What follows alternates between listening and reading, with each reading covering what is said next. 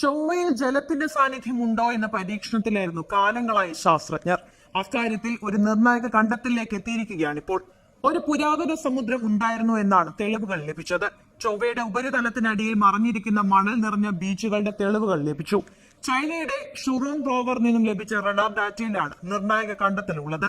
450 കോടി വർഷങ്ങൾക്ക് മുൻപ് വരെ ചൊവ്വയിൽ വെള്ളം ഉണ്ടായിരുന്നു എന്നാണ് ഏറ്റവും പുതിയ കണ്ടെത്തൽ പറയുന്നത്. ചൊവ്വയുടെ ധ്രുവങ്ങളിൽ തണുത്തുറഞ്ഞ ജലത്തിന്റെ സാന്നിധ്യവും നിലനിന്നിരുന്നു എന്നതിന്റെ തെളിവുകൾ മുൻ പഠനങ്ങളിൽ ഉണ്ടായിരുന്നു. Proceedings of the national academy of science പ്രസിദ്ധീകരിച്ച വിവരങ്ങളിലാണ് ഇക്കാര്യമുള്ളത്. ചൊവ്വയുടെ ഉപരിതലത്തിനടിയിൽ മറഞ്ഞിരിക്കുന്ന ബീച്ച് നിക്ഷേപങ്ങൾക്ക് തെളിവ് ലഭിച്ചു. ചുവന്ന ഗ്രഹത്തെ രൂപപ്പെടുത്തുന്നതിൽ വെള്ളം പ്രധാന പങ്ക് വഹിച്ചിരുന്നു. താഴ്വര ശൃംഖലകളും അവശിഷ്ട പാറകളും ഉൾപ്പെടെ നേരത്തെ കണ്ടെത്തിയതാണ്. മുൻ കണ്ടെത്തലുകൾ ചുവന്ന ഗ്രഹത്തിൽ ഒരിക്കൽ ഒഴുകുന്ന നദികൾ ഉണ്ടായിരുന്നു എന്നാണ് സൂചിപ്പിക്കുന്നത്. എന്നാൽ സമുദ്രങ്ങളും ഉണ്ടായിരുന്നു എന്നതിനെ കുറിച്ച് ശാസ്ത്രജ്ഞർക്കിടെ ചർച്ചകൾ നടക്കുകയായിരുന്നു. ഇതിനിടയിലാണ് പുതിയ കണ്ടെത്തൽ. 1970കളിൽ നാസയുടെ മാരിനർ 9 ഓർബിറ്റർ ചൊവ്വയിലെ പ്രകൃതി ദൃശ്യങ്ങളുടെ ചിത്രങ്ങൾ പകർത്തിയിരുന്നു. ഇതിനുശേഷമാണ് ചൊവ്വയിലെ ജലത്തിന്റെ വ്യാപ്തിയും കാലാവധിയും ശാസ്ത്രലോകം ചർച്ച ചെയ്യാൻ തുടങ്ങിയത്. 4.5 ബില്യൺ വർഷങ്ങൾക്ക് മുമ്പ് തന്നെ ജലം നിലനിന്നിരുന്നു എന്നാണ് പുതിയ സ്ഥിരീകരണം.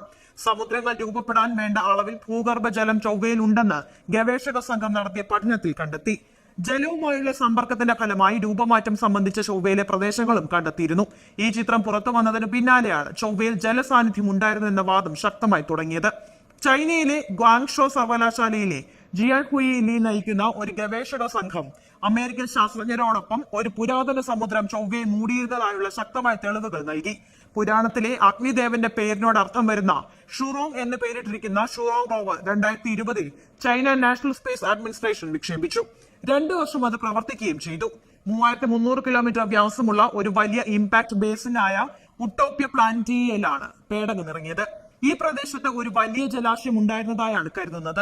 നിലത്തേക്ക് തുളച്ചു കയറുന്ന റഡാർ ഉപയോഗിച്ച് റോവർ ഉപരിതലത്തിന് താഴെ സ്കാൻ ചെയ്തു. ഏകദേശം 100 മീറ്റർ താഴെ വരെയാണ് സ്കാൻ ചെയ്തത്. 30 മീറ്റർ ആഴത്തിൽ വ്യാപിച്ചു കിടക്കുന്ന പ്രതിഫലന പാളികൾ കണ്ടെത്തി. ഈ പാളികൾ ഭൂമിയിലെ സമുദ്രത്തിന്റെ അവശിഷ്ടങ്ങൾ അടിഞ്ഞുകൂടുന്ന രീതിയാണ് സൂചിപ്പിക്കുന്നത്. ഭൂമിയിലെ തീരദേശ അവശിഷ്ടങ്ങളുമായി ചൊവ്വയുടെ മണ്ണിന് അടിയിലുള്ള ഈ ഘടനകൾക്ക് സാമ്യമുള്ളതായി പഠനത്തിൽ തെളിഞ്ഞു. ഈ ഘടനകൾ വേലിയേറ്റ തിരമാല പ്രക്രിയകളുമായി സാമ്യമുണ്ടെന്നാണ് ഗവേഷകരുടെ നിഗമനം.